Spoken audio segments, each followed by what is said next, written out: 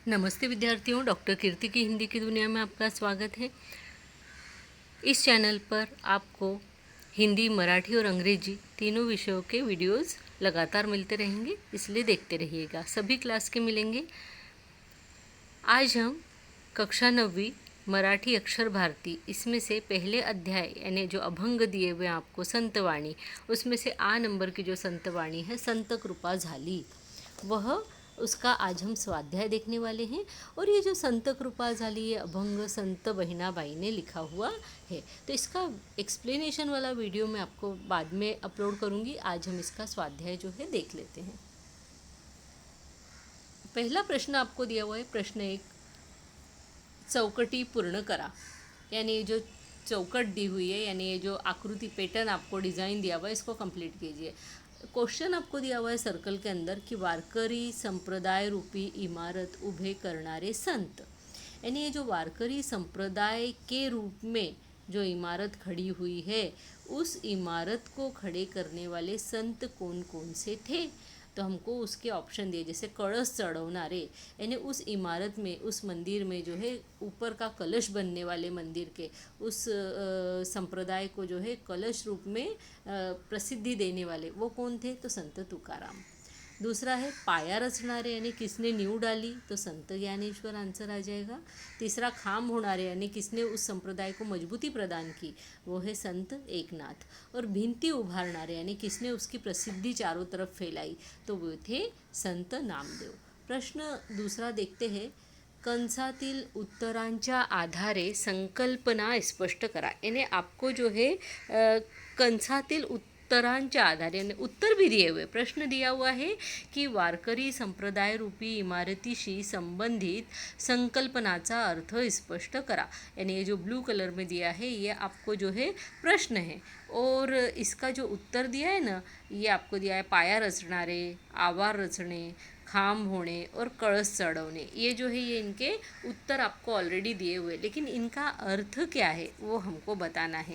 यानी ये जो दिए हुए 1 2 3 4 आंसर है, इसके आधार पर हमको क्या संकल्पना है इसके पीछे की, वो हमें बताना है। बहिणाबाई क्या कहना चाहती है ये, तो वारकरी संप्रदाय रूपी इमारतीशी संबंधित, यानी वारकरी संप्रदाय रूपी इमारत से संबंधित संकल्पना का अर्थ स्पष्ट कीजिए, ऐसा इसका मीनिंग हुआ। पाया रचनारे, यानी नींव डालने वाले, पाया रचनारे यानी रचने वाले कौन, तो पाया रचनारे यानी यहाँ पे आ जाएगा वारकरी संप्रदायाची स्थापना करणारे, केली की जगह करणारे ऐसा लिखेंगे, है ना।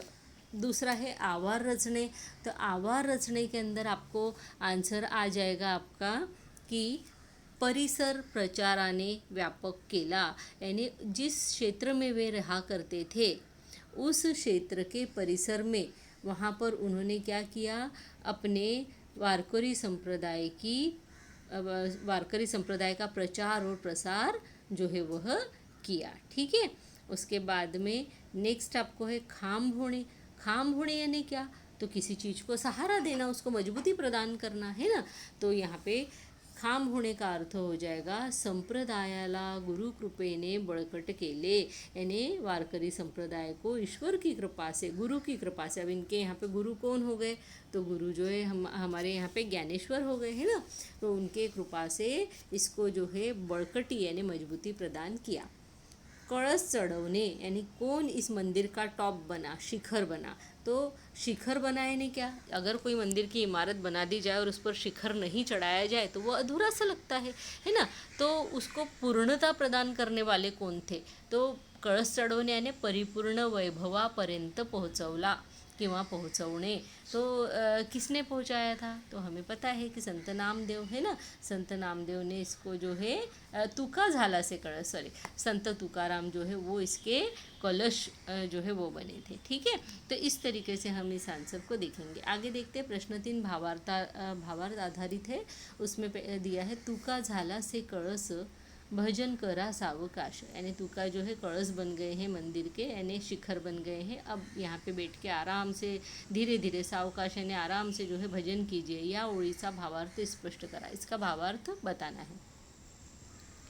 उत्तर में लिखेंगे संत बहिणाबाई यांनी अभंगात वारकरी संप्रदाय रूपी मंदिराचे रूपक वापरले आहे। अब यहाँ पे सपक लिखा है ना, इसको काट के आपको यहाँ पे क्या लिखना है, रूपक।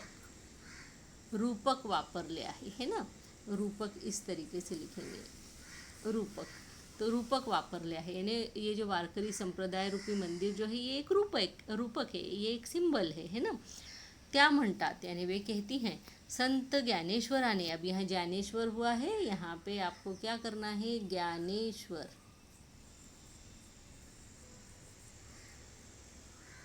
संत ज्ञानेश्वराने है ना, संत ज्ञानेश्वराने या मंदिराचा पाया रचला, म्हणजे वारकरी संप्रदायाची स्थापना केली। यानी इन्होंने मंदिर का पाया रचा, उसकी स्थापना की, नींव बने। संत नामदेवानी भिंती बांधून त्याचा विस्तार केला, और संत नामदेव जो थे उन्होंने उसके क्या बनाई, उसकी दीवारें बनाकर उसको जो है पाया उसका जो है रचने के बाद में नामदेव ने भिंत यानी कि दीवारें बांधी और उसका विस्तार किया, उसको आगे बढ़ाया। उसके बाद में एकनाथ आए, एकनाथांनी मंदिराला खांबाची मजबूती दिली, यानी एकनाथने संप्रदाय को और ज़्यादा मजबूत बनाने में योगदान दिया। आणि संत तुकारामाने याला पूर्ण वैभव प्राप्त करून दिले, और संत तुकाराम जो थे उनके समय में इस वारकरी संप्रदाय को पूरा वैभव प्राप्त हुआ। इसीलिए संत तुकाराम को जो है इस संप्रदाय का, वारकरी संप्रदाय रूपी मंदिर का कलश कहा जाता है, उसका शिखर कहा जाता है। आज सर्व भक्त देवाचे भजन कीर्तन शांत भावाने व सावकाशपणे म्हणतील। इनको कहा है कि अभी ये संप्रदाय पूरी तरीके से जम चुका है, सब इसके बारे में अच्छे से जान चुके हैं, और संत तुकाराम ने इसके अंदर बहुत बड़ी भूमिका निभाई है, इसका महत्व सबको समझा के देने में। तो अब सब लोग बैठकर और वहाँ पर आराम से शांति से भजन कीर्तन कर सकते हैं। आगे देखते हैं, ज्ञान देवे रचियला पाया उभारिले देवालया, या ओळीचा अर्थ स्पष्ट करा। यानी इस लाइन का, ओळी यानी लाइन का अर्थ स्पष्ट करो। उत्तर हम लिखेंगे, संत बहिणाबाई म्हणतात, यानी संत बहिणाबाई बोलती है कि कोणत्याही इमारतीच्या बळकटीसाठी, कोई भी इमारत मजबूत होने के लिए त्याचा पाया भक्कम मजबूत असणे गरजेचे आहे। उसका जो पाया है, उसकी जो नींव है वो बहुत मजबूत होना जरूरी है। वारकरी संप्रदायाची परंपरा सुमारे 800 वर्षांची आहे, और जो वारकरी संप्रदाय है इसकी परंपरा तो 800 साल से चली आ रही है, यानी 800 साल पुराना ये वारकरी संप्रदाय है। संत ज्ञानेश्वरांनी वारकरी संप्रदाय रूपी इमारतीचा पाया मजबूत रचला होता, यानी उन्होंने इस वारकरी संप्रदाय का जो पाया था, नींव था, उसको बड़ी मजबूती से रचा था, बनाया था। म्हणून ही इमारत इतक्या एटीने आजही आमच्या समोर आहे, और इसीलिए हम इस संप्रदाय को आज भी हमारे सामने इतने अच्छे से खड़ा हुआ, तना हुआ देख सकते हैं। ऐसे संत बहिणाबाई या ओळीतून सांगतात। इस प्रकार से हमें संत बहिणाबाई जो है इस लाइन में से बताती है। और आखिरी प्रश्न यहाँ पे दिया है हमको अभिव्यक्ति के अंतर्गत, और वह है संतांचे कार्य समाजाला नेहमीच मार्गदर्शक ठरते, याविषयी आपले मत सोधारण स्पष्ट करा। यानी संतों के कार्य हमेशा ही समाज के लिए मार्गदर्शक होते हैं, इस बात को उदाहरण के साथ में बताइए। हम उत्तर में लिखेंगे, महाराष्ट्र संतांची भूमी आहे, महाराष्ट्र जो है संतों की भूमि है। संतांचे वचन नेहमीच समाजाचे कल्याण करत असतात, और संतों के जो वचन होते वो हमेशा समाज कल्याण का कार्य ही करते हैं। संतजन ढोंगीपणावर आणि दांभिकतेवर कडाडून प्रहार करताना सांगतात, यानी ढोंगी लोगों के ऊपर, दांभिकता के ऊपर ये जो है प्रहार करते हैं अपने शब्दों से, और कहते हैं जैसे संत ज्ञानेश्वर म्हणतात, जे खळांची व्यंकटी सांडो तया सत्कर्मी रती वाढो।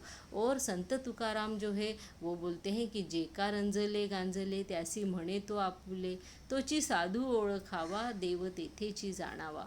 अशा प्रकारे संत समाजाला मार्गदर्शन करून समाजाची सेवा करतात व उत्तम मार्गदर्शक ठरतात। इस प्रकार से जो है संत समाज के मार्गदर्शन करते हैं और उत्तम मार्गदर्शक साबित होते हैं। जैसे तुकाराम बोलते हैं ना कि जो गरीबों की सेवा करता है, उसको अपना मानता है, उसको सहारा देता है, उसी को सच्चा साधु मानिए, वहीं पे हमें भगवान की जो है प्राप्ति होती है। इस प्रकार से आप कई दूसरे संत हैं उनकी भी लाइनें यहाँ पर लिखकर और इस क्वेश्चन को पूर्ण कर सकते हैं। तो विद्यार्थियों, आपको वीडियो कैसा लगा मुझे ज़रूर से बताइएगा। शेयर, लाइक और सब्सक्रिप्शन ये तो बनता ही है और ज़रूर से दीजिएगा।